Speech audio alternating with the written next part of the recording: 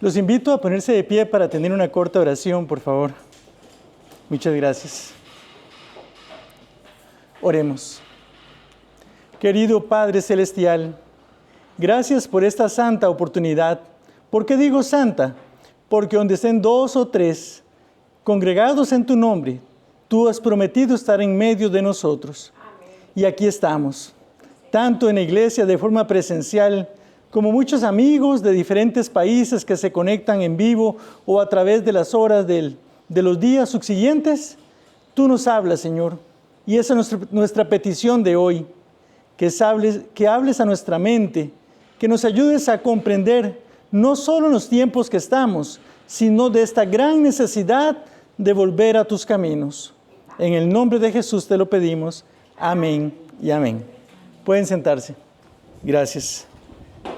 Mis queridos hermanos, qué placer para mí, qué honor nuevamente estar en esta iglesia. A veces no sé si habrá otra oportunidad, solo Dios conoce los destinos. Hoy podemos decir estamos vivos, pero no sabemos el día de mañana.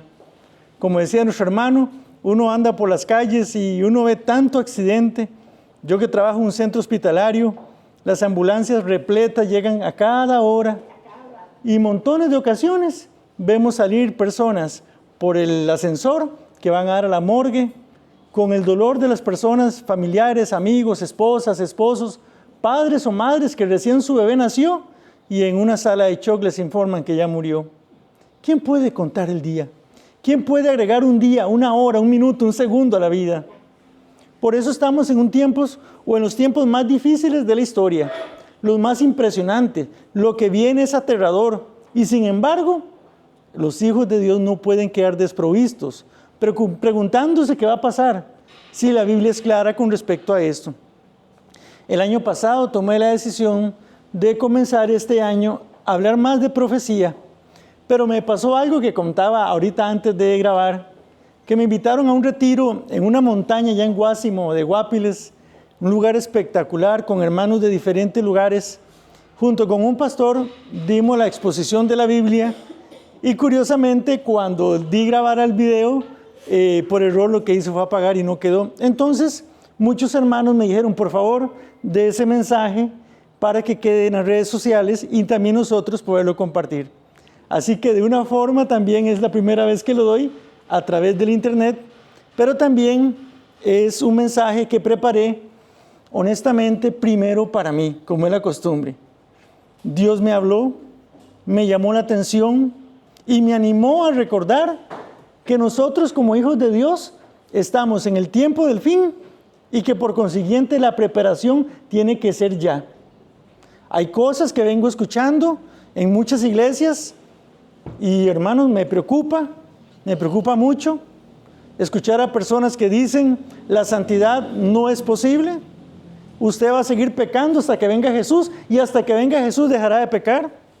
Otros en otras iglesias dicen, el Espíritu de Profecía habla de que vamos a visitar otros mundos y si usted es un mentiroso, cuando sea salvo irá a un mundo a aprender a dejar de mentir.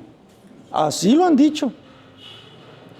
Y en otra ocasión un hermano queriendo debatir en la iglesia, porque yo dije un punto de la santidad, empezó a dar sus opiniones personales y yo le dije, bueno, en primer lugar la iglesia no es un lugar para debatir, pero también yo prefiero usar un escrito está ante una opinión personal. Porque si hay gente valiente para promover que si estoy mal, usted tampoco va a alcanzar la meta, entonces apaguemos y vámonos. Pero el mensaje de hoy está basado en uno de los profetas, de los apóstoles, llamado Juan. Pero antes quiero invitarlos a buscar Apocalipsis capítulo 1. Versículos, Apocalipsis 1, versículo del 1 en adelante. Porque muchas veces escuchamos a la gente que dicen, es que hay que predicar el Apocalipsis para que la gente entienda. Pero ¿sabías que el Apocalipsis no fue primeramente para la gente del mundo, sino para quiénes? Para su iglesia. Vean lo que dice la palabra de Dios. Apocalipsis 1:1. La revelación ¿de quién? De Jesucristo, que Dios le dio para manifestar a quiénes. A sus siervos. ¿Cuáles siervos? ¿Quiénes son los siervos? Entonces, ¿el Apocalipsis primeramente es para el mundo? No. Para los siervos, a sus siervos las cosas que deben suceder, ¿cuándo? Entonces, ¿es para todo tipo de siervo o para los que están en los eventos finales? Correcto, muy bien. Y la declaró enviándola por medio de su ángel a su siervo Juan. Hay algo interesante, porque incluso dentro de la iglesia hay hermanos que dicen, yo no la entiendo, me da pereza, me preocupa que por más que trate de analizarla, yo no le veo ningún beneficio. Pero mira lo que dice Apocalipsis 1:3. Bienaventurado el que ¿qué? El que lee. Segundo, los que ¿qué? Los que oyen. Y tercero, los que guardan, ¿cuáles palabras? De la profecía, el Apocalipsis. Entonces, ¿vale la pena estudiarla? Sí, por supuesto. Triple bendición. Y sin embargo, me preocupa que hay personas que a veces queremos estudiar las profecías, pero como que uno dice, qué raro, la estudio, pero no pasa nada.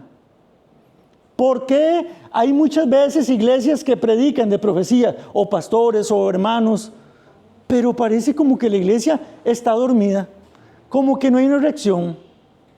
Y lo más terrible de esto es que hay personas que nos conocen y no ven la diferencia entre lo santo y lo malo, entre lo bueno y el pecado. Porque nos conocen por muchas cosas, porque hablamos de autos, de modas, de comida, de vestido, pero a veces parece que lo que menos saben de nosotros es que somos cristianos. Es por eso que analizando esto me puse a cuestionarme y yo le dije, Señor, ¿qué hay? Una cosa es lo que va a pasar, lo que la profecía anuncia, y otra cosa es si me estoy preparando para eso. Y me encuentro que el mismo autor humano, porque el autor es divino, el Espíritu de Dios que inspira a los profetas, el autor humano Juan nos da el secreto de cómo llegar a ser siervo para estar listo para lo que las profecías dicen. Y es por eso que hoy nos vamos a centrar en Primera de Juan, capítulo 1 en adelante. Y nos vamos a encontrar o acordar primeramente antes de leer, ¿cuántos sentidos tienen las personas? ¿Cuáles son? El oír, el ver, el degustar, el palpar. ¿Falta alguno? El del olfato, muy bien. Y vean lo que le pasa a Juan a partir de los primeros versículos que comienza a escribir. Primera de Juan 1:1. Dice, lo que era desde el principio, lo que hemos, ¿qué cosa? Oído. Lo que hemos visto con nuestros ojos, lo que hemos contemplado y palparon nuestras manos tocante al verbo de vida. Pregunta, ¿todo lo que se oye o lo que perciben nuestros oídos siempre es bueno? ¿Qué pasa si llega donde Amalia, el vecino le dice, vieras que vi que hay un ladrón que se quiere meter a su casa? ¿Cómo cree que ese oído lo va a alertar, verdad? Va a sentir como que tengo que hacer algo. ¿Y qué hacemos si alguien dice, ay, viera qué lindo, allá vi un perrito hermoso, vamos para que lo vea? Y era un Rottweiler que estaba bravo y sin cadena. Obvio que te va a preocupar. Pero de palpar, ¿qué has palpado que te ha gustado? ¿El algodón? ¿Los pétalos de una rosa? ¿Al acariciar a tu bebé cuando estaba chiquitico? Y sin embargo, Juan nos habla de estas tres cosas. Y continúa diciendo en el versículo 2, porque la vida fue manifestada y la hemos visto y testificamos y os anunciamos la vida eterna, sí, la cual estaba con el Padre y se nos manifestó. Lo que hemos visto y oído, esto os anunciamos, para que también vosotros tengáis comunión con nosotros, y nuestra comunión verdaderamente es con el Padre. Estas cosas os escribimos para que vuestro gozo sea cumplido. ¿Qué está diciendo Juan? ¿Quién era Juan? ¿Dónde estaba cuando esta persona, que creo que hoy en día muchos no se llamarían Juan, si Jesús no lo hubiera encontrado? ¿Te acuerdas? Un jovencito, rebelde, malcriado, peleonero, que tenía un hermano y eran conocidos como ¿quiénes? Los hijos del trueno, los Boanerges. ¿Hay alguno aquí que cuando le dicen algo dice B, C y todo el abecedario?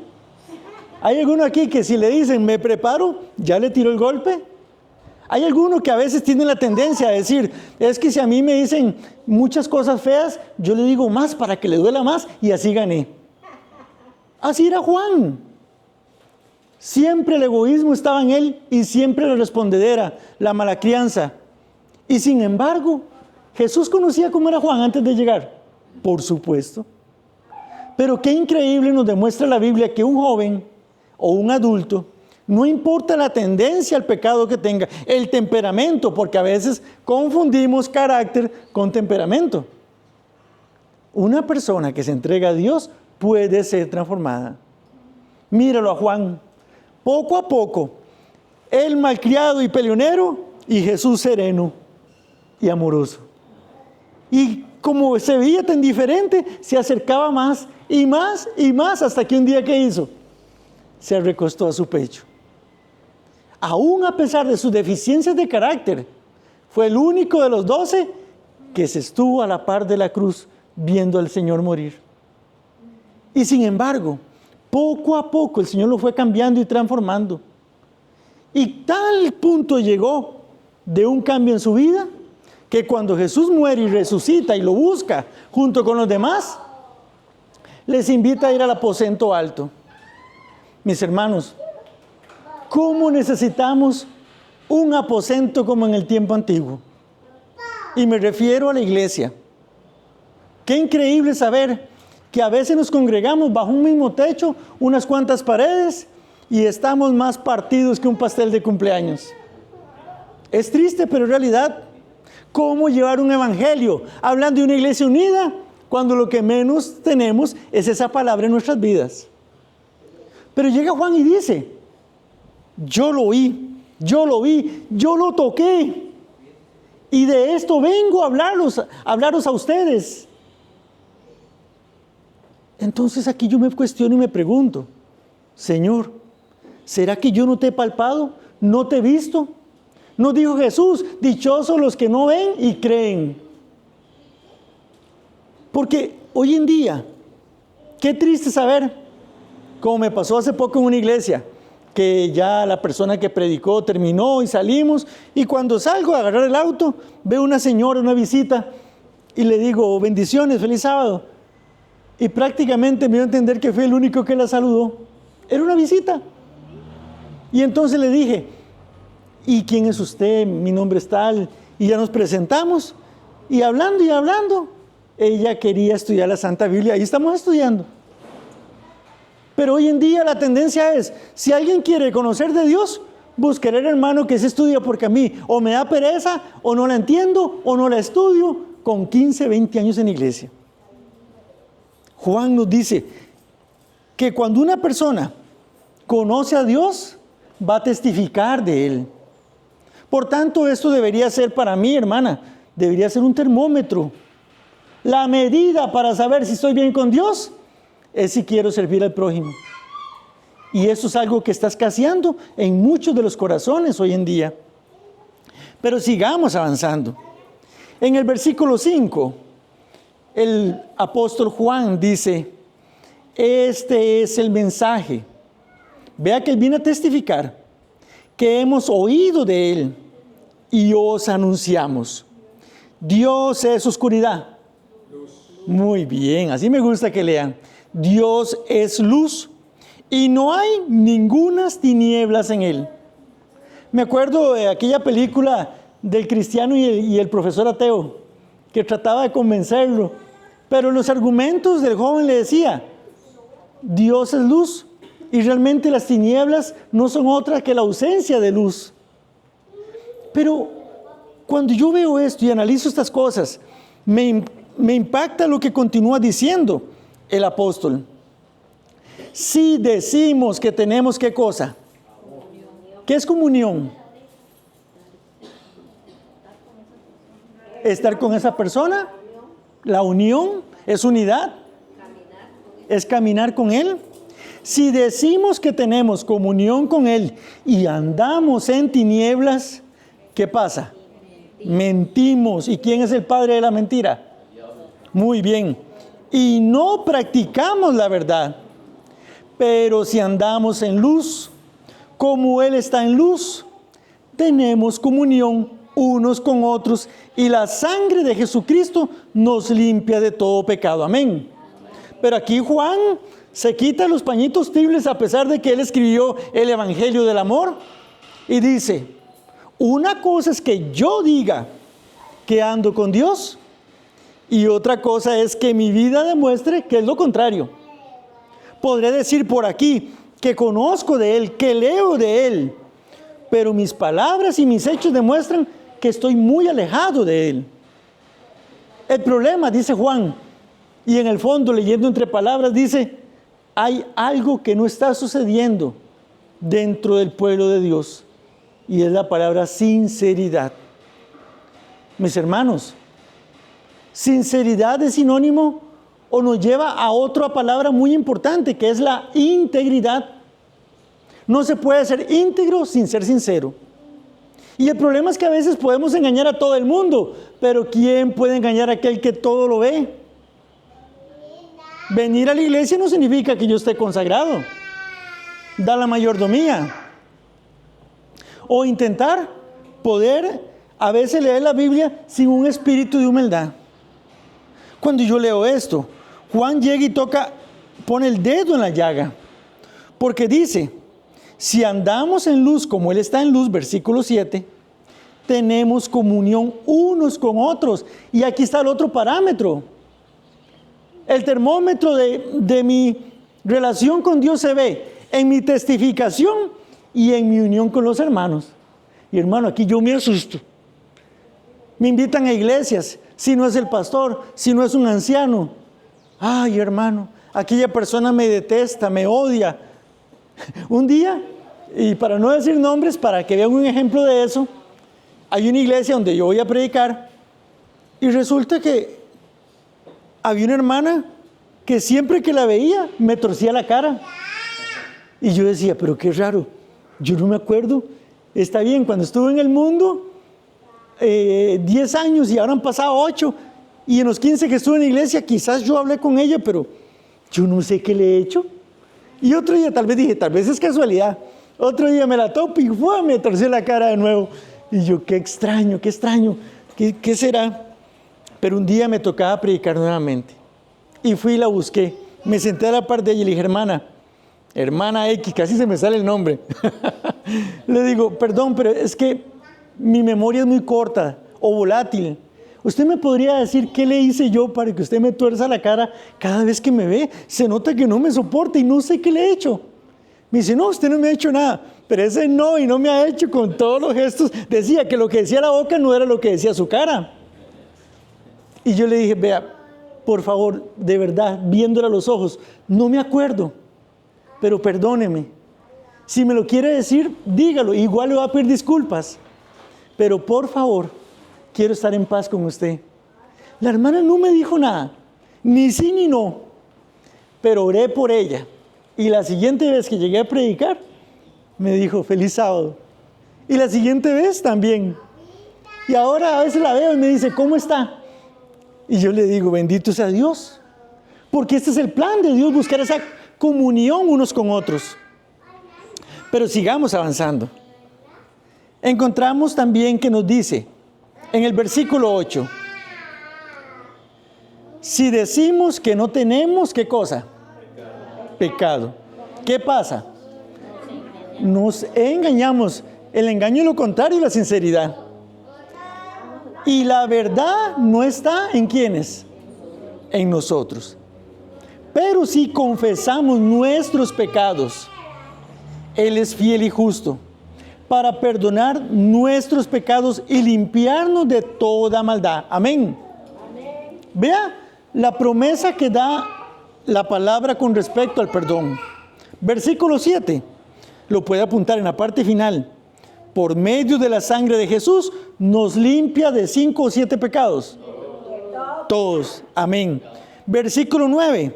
si confesamos esos pecados, Él es fiel y justo para perdonarnos y limpiarnos. Yo hago aquí una pregunta. ¿Cuál es la diferencia entre perdonar y limpiar? ¿No es lo mismo? Pareciera que sí, pero no lo es. Recordemos muy claramente que en el tema del santuario hay un juicio que ya comenzó a partir de ¿qué año? 1844.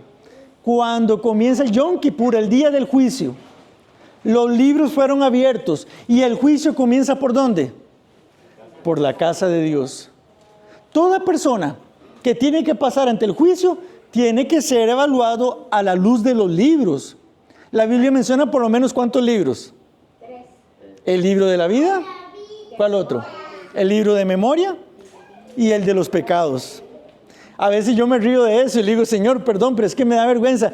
Si el de memoria donde se registra todo lo bueno, en pensamiento, en hechos, seguro yo tengo un folletito, pero debo tener varios volúmenes de pecados. Pero en el libro de la vida se registra todos aquellos que alguna vez aceptaron a Jesús. El juicio consta de ver quién permanece allí y quién va a ser borrado. El plan de Jesús es que cuando usted acepta a Dios, cuando usted confiesa sus pecados, y aquí va una palabra fundamental. Jesús lo dijo, Juan lo dijo, Pedro lo dijo. Arrepentidos. Qué importante es esa palabra. El arrepentimiento es vital. Y a mí algo que me preocupa, y lo digo por mí, es que si yo caigo hoy, cada vez me duele menos.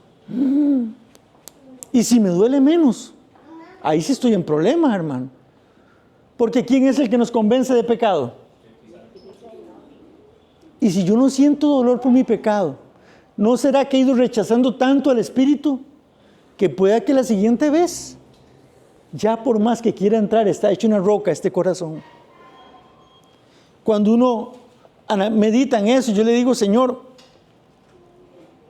¿cómo necesito volver a ser sensible a tu voz? Pero ¿qué sensibilidad va a llegar si lo que menos quiero hoy es sacar un tiempo personal para encontrarme contigo? Ahora temprano se hablaba de David. En mi página llevamos 104 salmos leídos y analizados. Y yo nunca había entendido a David como ahora. La gente recuerda a David más que todo por Goliat y porque pecó. Pero ¿lo has leído? ¿Has leído sus pensamientos? Hoy está contento, escribe un salmo. Mañana está preocupado, escribe un salmo. Después está desalentado en una cueva, no deja de orar. El día de mañana Dios lo resuelve, vuelve a orar.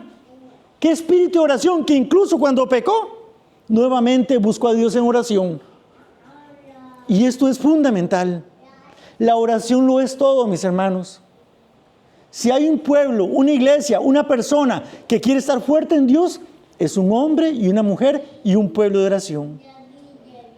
Pero a veces no comprendemos esto. A veces dejamos la oración solo como el botiquín de emergencias. Ahí sí hay Dios, ahí sí hay dolor, ahí sí hay arrepentimiento. Un día de estos una señora me decía, estaba pasando por una necesidad, no tenía trabajo. Y hay cosas que comprar y no había forma. Y me enojé con Dios y le reclamé. Y yo le dije, pues entonces usted tenía el espíritu de David. ¿Hasta cuándo me oirá? Le dice David a Dios. ¿Por qué a los demás les va bien que están haciendo el mal y yo que trato de hacer el bien me va mal? Porque hasta la oración debe de ser sincera. Es mejor ser honesto y sacar eso que usted tiene ante la presencia de Dios que decir, Señor, te doy gracias cuando por dentro guardo un resentimiento, un dolor, una tristeza fatal. Sigamos avanzando. La palabra de Dios dice, en el capítulo 2, un aspecto fundamental con respecto al tema del perdón. En el versículo 1 dice, hijitos míos, estas cosas os escribo, ¿para qué cosa? Entonces, no sé, o tachamos ese versículo ¿O Juan se equivocó? Porque aquí Juan está diciendo que se puede llegar a no pecar, ¿o sí? Y alguien dirá, pero ¿cómo es esto? Predicadores, salvo siempre salvo, usted siga pecando, la sangre de Jesús ya lo perdonó. Pero Juan dice, sí es posible no llegar a pecar. Y aquí nos muestra claramente el cómo. Y si alguno hubiere pecado, abogado tenemos ¿para quién? Para con el Padre. ¿Quién es nuestro abogado? Clarito, ¿ah? Y Él es la propiciación por nuestros pecados. Y no solamente por los nuestros, sino también por los de todo el mundo. Cuenta la historia que había un hombre que se peleó con su vecino. Y era tan terrible el pleito que un día decidió o se dio cuenta que el hijo del vecino encontró trabajo de mensajero a caballo en esa época. Y como el chico llevaba el dinero al banco de los trabajadores o de la empresa, el hombre lo esperó con una escopeta para matarlo. Y cuando ese chico, que era cristiano, iba cabalgando, sintió una voz que le dijo, bájate del caballo y ora. Y el chico no entendía y la voz se lo dijo otra vez y decidió bajarse del caballo. Oración sincera, Señor, yo no sé por qué siento necesidad de orar, pero sea cual sea lo que me esté pasando, por favor ten misericordia de mí. El chico decide consagrarse más a Dios, fue librado ese día, se convierte o Dios lo convierte en un pastor. Y cuando estaba ya sirviendo a Dios, muchos años después, un día recibió una carta que un hombre quería verlo. Y era el posible asesino que estaba postrado en cama. Y le dijo, estoy a punto de morir y por desquitarme con su papá, yo quise matarte. ¿Me puedes perdonar? Y el pastor le dijo, ¿sabes? ¿Le has pedido perdón a Dios? Y él le dice, sí. Entonces, si Dios te perdonó, ¿quién soy yo para no perdonarte? Mis hermanos, ¿cómo necesitamos vivir la experiencia del perdón? Tanto de forma individual.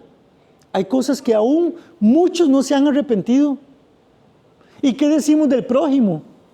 ¿Cuántos resentimientos afloran? ¿Por qué existen muchos asesinatos? Por personas resentidas que albergan después la venganza. El perdón lo es todo. Y a veces cuando yo me quiero poner duro porque no quiero perdonar a alguien, tengo que recordar en Jesús. ¿Qué mérito hice yo para que Él me perdonara? Y el tercer punto es aprender a perdonarme a mí mismo. Porque muchas veces le he pedido perdón a Dios, perdón a mi hermano, pero no me perdono yo. Y entonces no puedo estar completo con una autoestima sana de que me he reconciliado también con mi ser. Sigamos avanzando. Versículo 3. Y en esto sabemos que nosotros le conocemos si hacemos ¿qué cosa? Si guardamos sus mandamientos. Muy bien. Ahora, pregunta. Bueno, leamos el 4. El que dice, yo le conozco y no guarda sus mandamientos, Tal es mentiroso. el tal es un mentiroso y la verdad no está en él. El versículo 6 dice, el que dice que permanece en él debe andar como él anduvo. Pregunta, ¿Jesús cometió algún pecado? Pero aquí está diciendo que el que permanece en él debe andar como él anduvo. Ahora, recordemos lo que dice Juan. El que dice yo le conozco y no guarda sus mandamientos es un mentiroso. Pero, ¿a cuáles mandamientos se refiere Juan? Si vamos al Evangelio, Juan 14:15 dice, Jesús mismo, si me amáis, guardad mis mandamientos. Y nuevamente yo le pregunto a Cristo, Señor, ¿cuáles mandamientos son esos? San Juan 15:10 dice, no, San Juan 15:10 dice, así como yo he guardado los mandamientos de mi Padre. Hay iglesias, hay cristianos que dicen que los 10 mandamientos fueron abolidos en la cruz. Sí hubo una ley que fue abolida en la cruz, pero esa fue la ley ceremonial. La ley de que tenía que usted agarrar un cordero y matarlo y ofrendarlo para ser perdonado. Pero si hay una ley que no ha sido cambiada nunca, es la ley de Dios. Jesús la guardó. Y si permanecemos en Él, Él nos va a enseñar también a obedecerla. ¿Cuántos decimos amén? Sin embargo, aquí hay un elemento fundamental. Avanzamos ahora a 1 de Juan capítulo 2, versículo 15.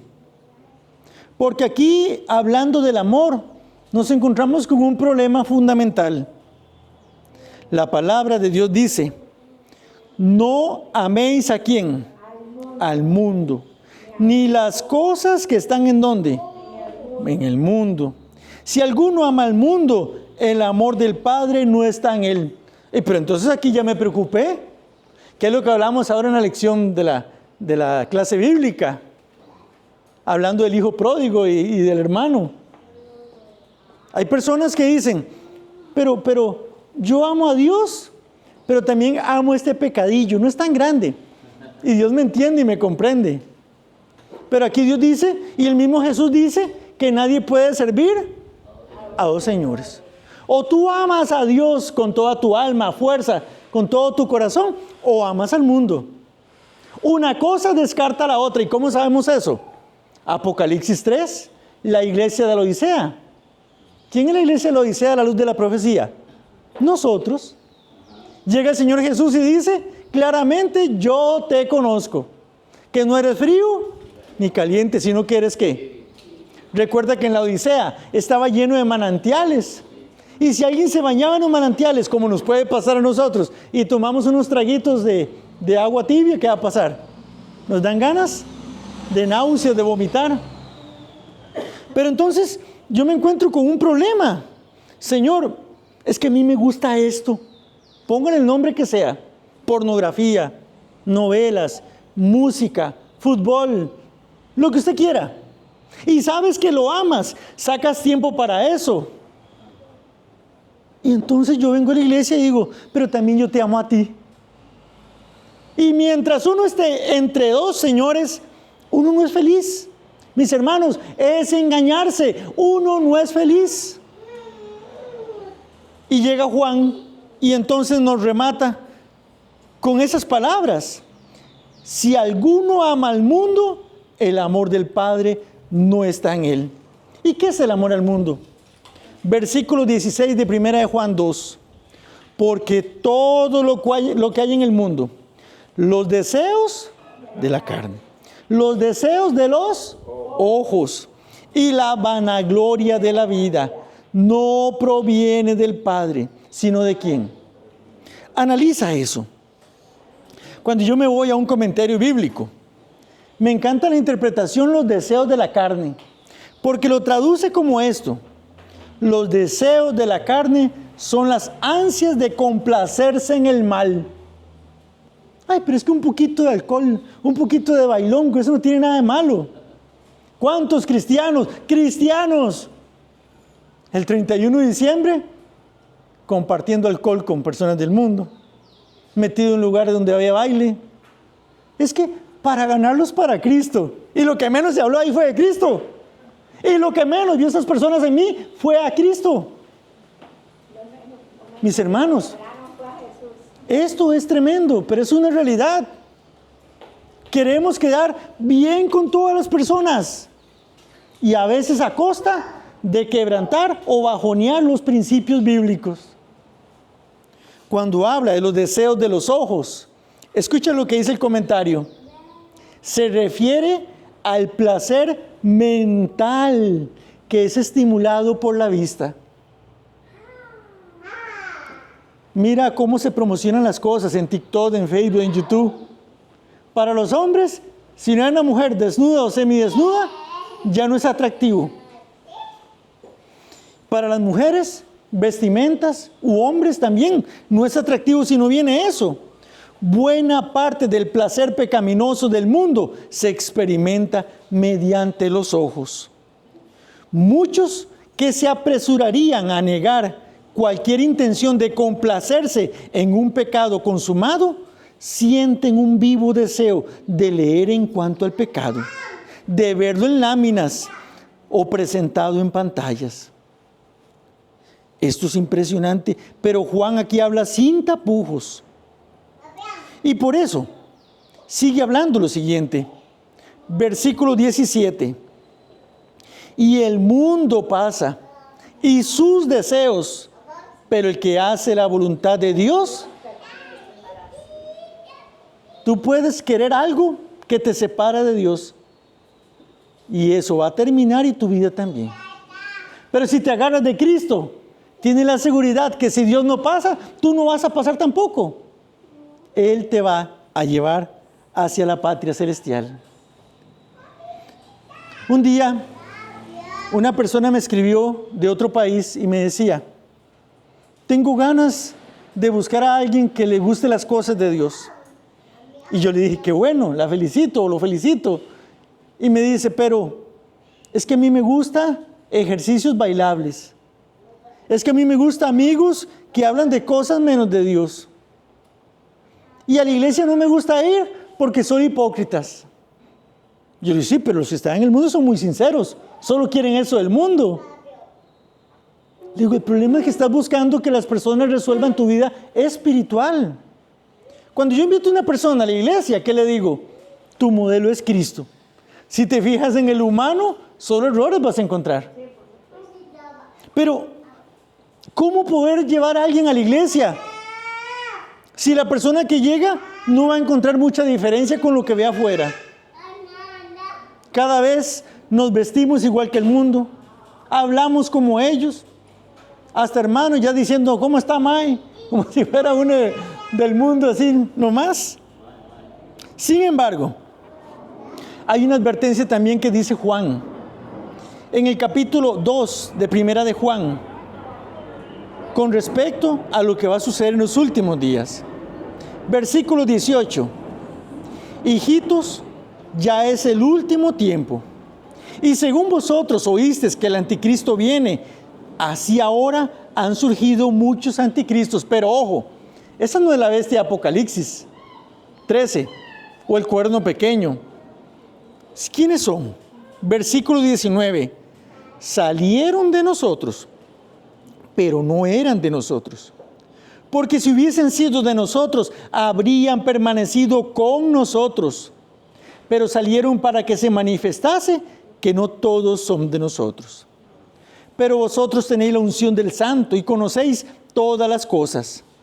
No os he escrito como si ignoraseis la verdad, sino porque la conocéis y porque ninguna mentira procede de la verdad.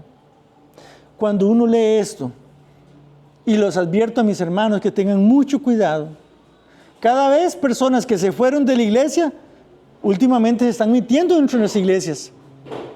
Y invitan solapadamente, hermano, venga, vamos a la casa. Vieras que hay un mensaje que la iglesia no está dando, como por ejemplo, que el Espíritu Santo ya no es Dios, que es solo una fuerza, que es un poder nada más.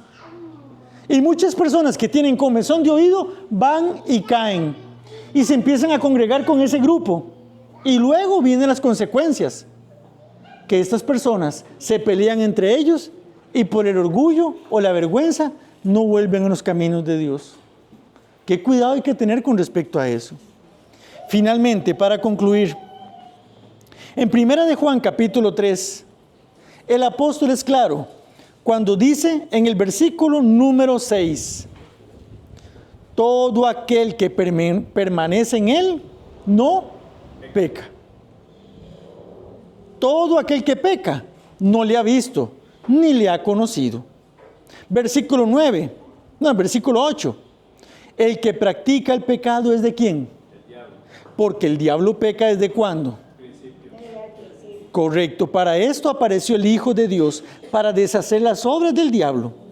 Todo aquel que es nacido de Dios no practica el pecado, porque la simiente de Dios permanece en él. Amén. ¿Se puede llegar a no pecar? ¿Qué dice el versículo 6? El que permanece en él. No. Muy bien. Entonces allí está el problema. Si yo paso pecando, porque el problema no es que hay pecados de pecados. Y la sierva de Dios dice que no todos los pecados son iguales ante Dios. ¿Cómo así? Dice que a un borracho la gente lo juzga, ve a ese borracho, ahí cayó, no se levanta. Pero casi nadie habla del orgulloso, del egoísta. Y entonces, cuando uno se da cuenta y me dice, Señor, empiezo en tus caminos, pero hoy me separé de ti, caí, te pido perdón y sigo para adelante. Pero ¿qué pasa cuando ese pecado lo practico hoy, mañana, pasado mañana? Eso se convierte en una práctica. Entonces, hay pecados por omisión, por error, porque esa vez estuve desalentado, pero cuando es continuo, ya ahí no hay justificación. Porque quiere decir que lo amo tanto que no lo quiero dejar de hacer. Y aquí, mis hermanos, la única forma para lograr el éxito es permaneciendo en Dios. Termino con una enseñanza de una señora que tenía un hijo hace muchos años. Y el hijo, conforme fue creciendo, le caía mal su mamá. Y eso está raro. Menospreciaba a su madre, le caía mal, no le parecía conveniente andar con ella. Cuando llegaba la mamá a la escuela a recogerlo, uy, no me recoja. Y en el colegio ni qué decir. Y un día fue tan grosero con la madre que una señora que estaba viendo todo agarró a ese chico y le dijo, venga para acá. ¿Por qué no quieres a tu madre? Porque tiene unas manos horribles. Sí, las manos de ella estaban desfiguradas. Y le dice, ¿sabes por qué? Porque viviendo en una casa de madera, cuando tú naciste, la casa se incendió, nadie se metió. Pero como ella sabía dónde tú estabas, metió las manos para sacarte. Y mientras trataba de agarrar tu cuerpecito, todas las manos se le fueron desfigurando. Pero aún así te pudo sacar. No las soltó, no las quitó, hasta que te agarró y te rescató. El niño dolorido, en su corazón, se fue corriendo. Y llegó a un árbol y lloraba, y hasta que por fin dijo, ya voy a ir a casa. Se arrincó ante la mamá que estaba sentada. Le agarró las manos de su madre y le dijo, mami, perdóname. Ahora entiendo que por amor, estas son las manos más hermosas del mundo. Eso pasa cuando nosotros no comprendemos el sacrificio de Cristo. ¿Cómo permanecer en aquel si yo no le conozco? Si no le busco, si no le pido que me transforme, que me cambie. Hermano y hermana, podemos seguir como estamos o podemos comenzar el año de la mejor manera. Caímos ayer, hace una semana. Padre, sí lo reconozco. Pero hoy con tu ayuda me agarro esas manos de Cristo, esas manos benditas, y decido caminar contigo. Cada vez que venga la tentación, ora. Cada vez que te sientas débil, ora. Eso me pasó cuando yo empecé a volver a la iglesia. Me daba pereza orar, leer, congregarme. Y mi mejor amigo me decía, ora aunque no tengas ganas. Canta aunque no tengas sentimiento por hacerlo. Y deja que Dios haga el resto y las ganas llegarán. Yo te invito a que le entreguemos la vida a Jesús. Por eso hoy pregunto en este momento, ¿cuántos preferimos a Cristo que al mundo? Amén. Si es así, póngase de pie para cantar el himno final, que es el himno 262. Y la cantante que nos acompañe, o el cantante, pueden venir acá. Sabes, el amor de Jesús lo es todo. Y con ayuda de Dios podemos alcanzar la meta final, la salvación. El himno se llama Prefiero a mi Cristo. También nuestros amigos en las redes sociales, si sientes que Dios te está llamando, escoge a Jesús. Nadie que va verdaderamente a Jesús se arrepiente de ello. Y es hora de volver a Él mientras pueda ser hallado. Este himno a mí me conmueve cuando lo canto, porque si lo analizas es una decisión. Preferir a alguien es una elección. Entonces, cantemos con todo el corazón.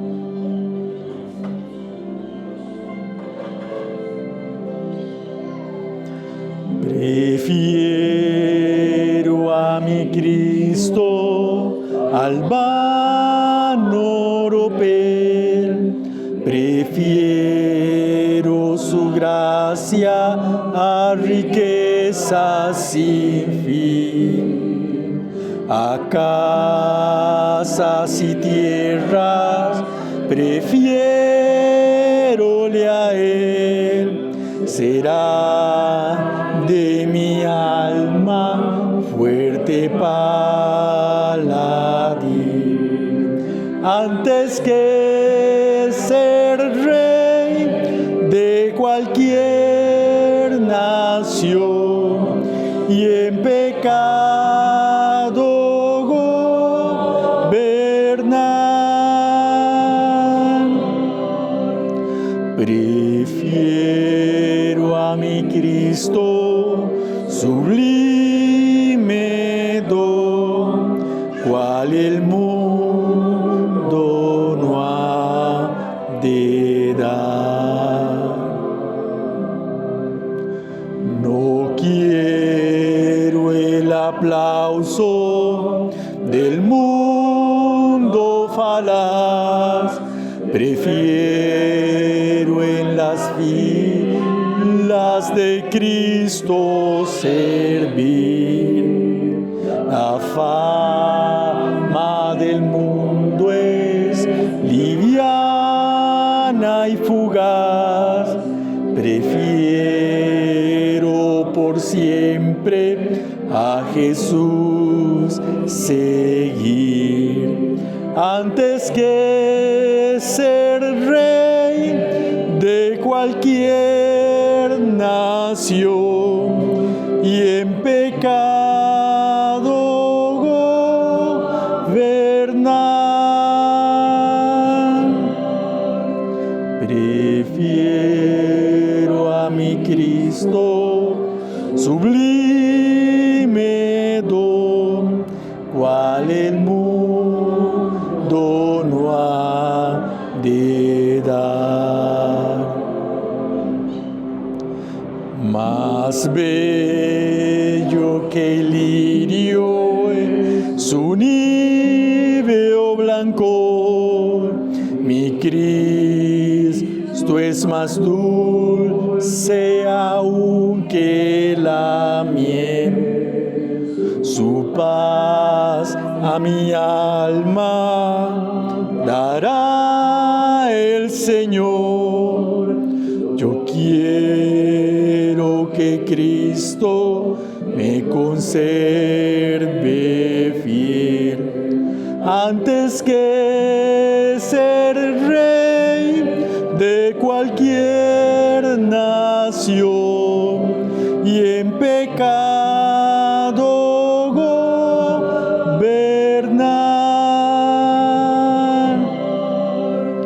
Prefiero a mi Cristo sublime don, cual el mundo no ha de dar.